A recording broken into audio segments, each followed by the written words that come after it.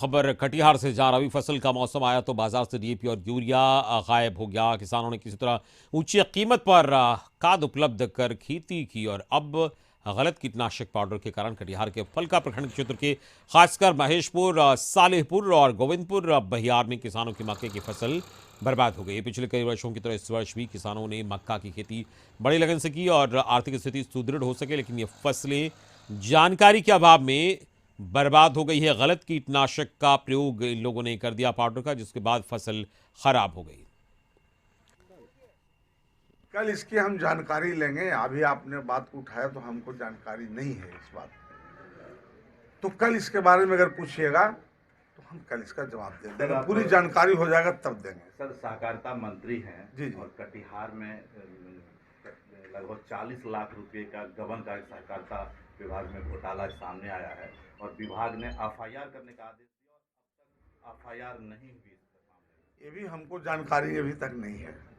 हम झूठ नहीं बोलते हैं और पत्रकार को बरगलाते भी नहीं हैं। कल सहकारिता विभाग को अलग से हमने मीटिंग रखवाया है और कुछ विभाग के भी रखवाया है। और इस वक्त हमारे साथ कटिहार से संवाददाता रितेश रंजन फोन लाइन पे जुड़े हैं।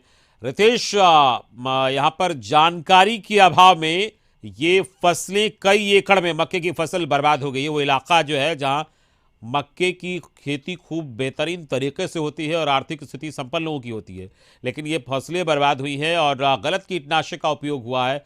कैसे ये पूरा मामला हुआ वहां? देखिए, ये फलका प्रखंड के इलाके की घटना है जहां करीब सैकड़ों एकड़ में लगी जो फसल है मक्का की, लहलहाती फसल, लगभग 1.5 महीने तक वो फसल लहला रही थी। और जब उस मक्के की फसल में कीट लगने की बात आई तो किसानों ने फलका बाजार से ही कीटनाशक पाउडर खरीदा था और उसके छिड़काव के बाद जो है 1.5 माह की लहलहाती फसल जो वो मुरझा गई, गल के सूख के वो पूरा फसल बर्बाद हो गया। किसान उसे चारे के रूप में मवेशियों को खिलाने को विवश है। जिस तरह से किसान ने खेती के लिए बैंक से लोन लिया, महाजनों से कर्ज लिया और यहाँ तक कि अपने रितेश, बड़ा सवाल यहाँ ये है कि प्रखंड कृषि पदाधिकारी कहाँ थे? जो जिला कृषि पदाधिकारी हैं उनके ट्रेनिंग प्रोग्राम का क्या असर दिख रहा है? सैकड़ों एकड़ मक्के की फसल बर्बाद हो जाती है, लाखों की ये क्षति है किसानों की। तो ये अपने मन से कैसे ये लोग कीटनाशक का प्रयोग कर लेते हैं सैकड़ों एकड़ में? क्या इनको कोई ट्रेनिंग नहीं दी जाती? तमाम व्यवस्थाएं सरकार ने की है प्रखंड स्तर पर भी, उसका क्या हुआ?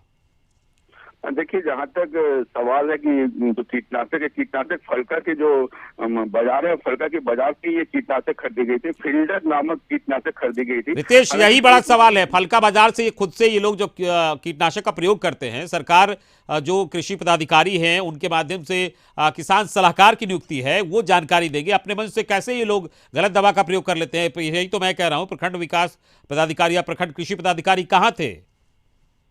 निश्चित तौर पे ये सवाल बड़ा खड़ा होता है कि आखिरकार जो प्रखंड जो कृषि पदाधिकारी है और जो कृषि समन्वयक कह ले, वो कहाँ थे उस समय। हालांकि जब पूरी घटना घटी तो किसानों ने उनके संज्ञान दिया। किसान आंदोलन की बात कर रहे हैं, आत्महत्या की बात तक कह रहे हैं और ये कह रहे हैं कि अगर उन्हें मुआवजा नहीं मिला तो आत्महत्या कर लेंगे या आंदोलन करने को जो है अग्रसर हो जाएगी। लेकिन सबसे बड़ा सवाल है कि आखिर फलका के बाजार में अवैध रूप से ये कीटनाशक कैसे बिक रहे थे और कैसे किसान जो है उस कीटनाशक का प्रयोग किया और उनकी लहलाती हुई फसल बर्बाद होगी। तो कहीं ना कहीं एक बड़ा सवाल है कि आखिरकार प्रखंड कृषि पदाधिकारी कितने जिम्मेदार हैं और किस तरह से जो है अवैध रूप से जो कीटनाशक जो है। चलिए, इस पूरी बातचीत के लिए बहुत बहुत शुक्रिया रितेश आपका। रितेश रंजन हमारे संवाददाता बता रहे थे कि सैकड़ों एकड़ जो मक्के की फसल है वो बर्बाद हो गई है जानकारी के अभाव में। लेकिन बड़ा सवाल यह है कि प्रखंड स्तर पर कृषि पदाधिकारी होते हैं, किसान सलाहकार की नियुक्ति की गई है, एग्रीकल्चर कोऑर्डिनेटर होते हैं, बावजूद इसके किसानों के पास अच्छी जानकारी और सही जानकारी कैसे नहीं पहुंच पाती